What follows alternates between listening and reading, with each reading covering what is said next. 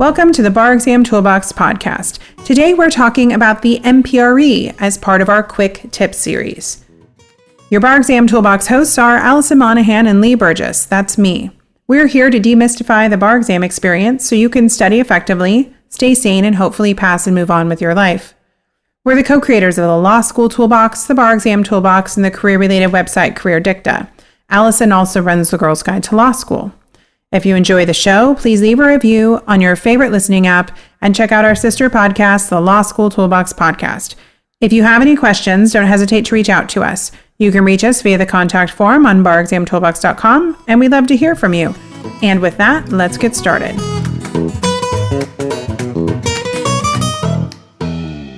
Welcome back. Today we're talking about how to prepare for the MPRE. The MPRE is usually overshadowed by the more daunting bar exam, which is understandable. Preparing for the MPRE will be a much lighter lift than studying for the bar, and it shouldn't cause you nearly as much stress.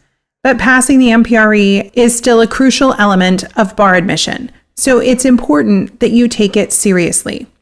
And we're going to break down exactly how to do that. So let's start with the basics. What is the MPRE? The MPRE is the Multi-State Professional Responsibility Exam. According to the National Conference of Bar Examiners, which administers the MPRE, the purpose of the exam is to measure your knowledge and understanding of established standards relating to the professional conduct of lawyers. In other words, as the name suggests, the MPRE tests your knowledge of the rules of professional responsibility that govern the legal profession. These rules include the ABA Model Rules of Professional Conduct and Model Code of Judicial Conduct, as well as relevant case law. Now, while understanding the ethical principles of the legal profession is important in its own right, a passing score on the MPRE is also a requirement for admission to the bar in nearly every state in the country. So, mastering the rules of professional responsibility is a must. Now, before we break down how best to study for the MPRE, let's look at some of the logistics.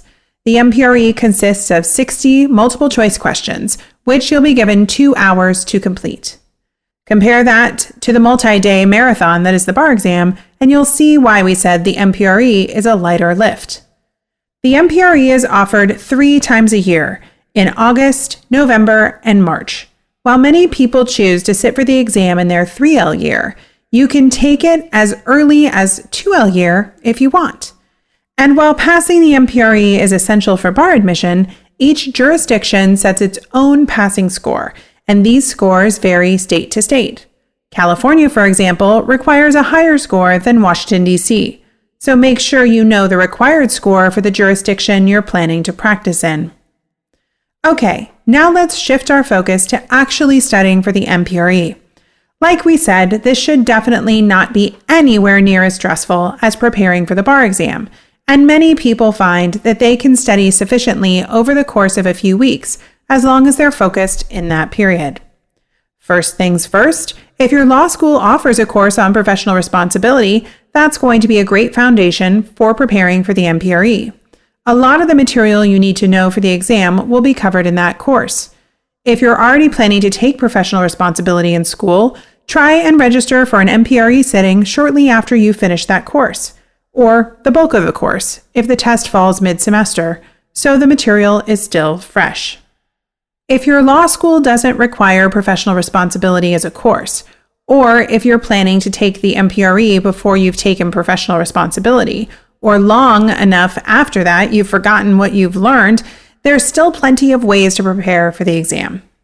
First, several of the largest mainstream bar prep companies offer free course books covering the major topics tested on the exam, as well as practice questions. This is not only a great resource in its own right, but it can give you the chance to see how you like the company's content and style, which might be helpful when you're making a decision about bar prep companies later on down the line.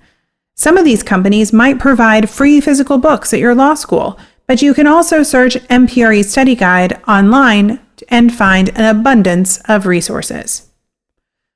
On the exam, questions will usually take the form of a hypothetical scenario, describing the conduct of a lawyer in a certain situation with 4 possible answer choices, 2 that say the described conduct is unethical, with 2 different explanations as to why, and 2 that say the described conduct is ethical for 2 distinct reasons. Remember, the MPRE is all multiple choice. There are no essay questions, so your powers of analysis are less important here than the simple ability to memorize the rules of professional responsibility. In this way, it's going to be very different from the sort of issue spotting test you're probably used to in your law school classes. You don't need to be creative, and you don't need to identify any novel legal theories.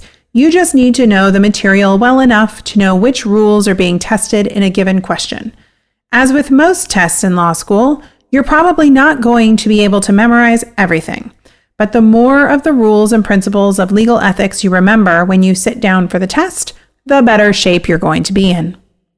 For rote memorization like this, many students find flashcards a useful study tool. Drilling the model rules until you know them cold will be a good way to ensure you're as prepared as you can possibly be. Sometimes students will make the mistake of thinking they don't need to study much, or at all, because they think ethics are intuitive. Maybe you took a moral philosophy class in college, and you're pretty sure you get the gist. One important cautionary note here is that legal ethics are not philosophical or abstract. These are very specific and concrete rules that have been shaped by and for the legal industry, and they are not always intuitive, as much as we might wish that they were. Finally, how long do you need to spend studying for the MPRE? Some students cram for the test in a week or even a few days and still pass on their first try. However, we'd recommend giving yourself more time than that. Try and start studying at least a month out from test day, even if it's just for an hour or 2 each day. That should give you enough time to actually master the material and ensure that you pass on your first try. Something to think about when you're scheduling the MPRE. People fail the MPRE. It doesn't mean that they aren't ethical. It just means that they didn't study enough or struggle with multiple choice exams. You don't want to take the MPRE for the first time, let's say, the August after you sit for the bar exam. First, you will be completely burned out and not want to study anymore. The other issue is, if you fail, your bar admission may be delayed because the next test isn't until November. Does that make sense? So let's say you sit for the July 2022 bar exam. You sit for the August 2022 MPRE. You pass the bar. Yay! You fail the MPRE. Boo. And you have to sit for the MPRE in November of 2022. You can't be admitted to practice law until you get your MPRE results. And who wants to delay the bar admission you have worked so hard for?